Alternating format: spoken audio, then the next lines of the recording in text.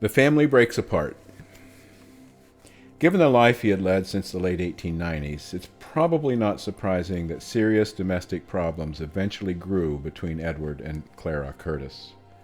The long absences from his wife and family surely took their toll, as did his determination to complete at any cost the full set of the North American Indians' 20 volumes, the near constant financial worries, and the burden of the heavy debts he carried for years.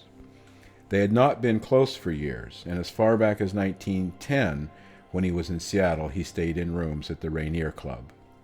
In his correspondence, he sometimes mentions depression, despondency.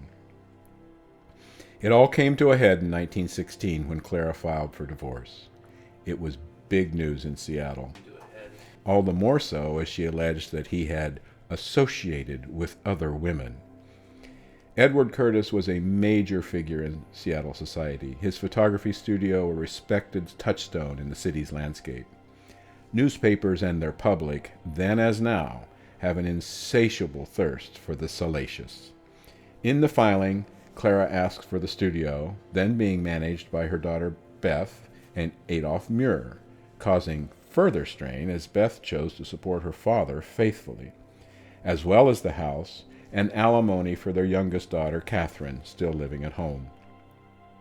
Harold, 23, had moved to New York, Beth, 20, and Florence, 17, into a boarding house.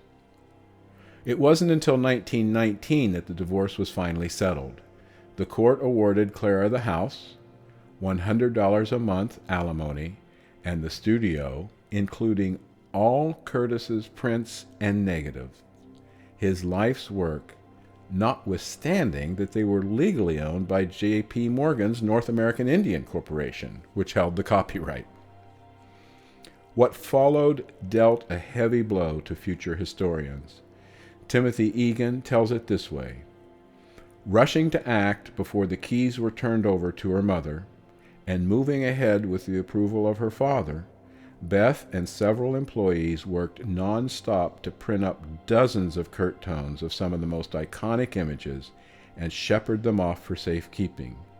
Then trunkloads of glass negatives were destroyed. What an extraordinary loss. Devastated, broken, Curtis moved to Los Angeles along with Beth, who opened a new photography studio under the Curtis name on South Rampart Boulevard. Clara, never close again with her 3 oldest children, died in October 1932, falling out of a rowboat and drowning in Puget Sound's frigid waters. Even after all the years of acrimony and the breakup of his family, his daughter Florence later said, "Dad never said one unkind word about her."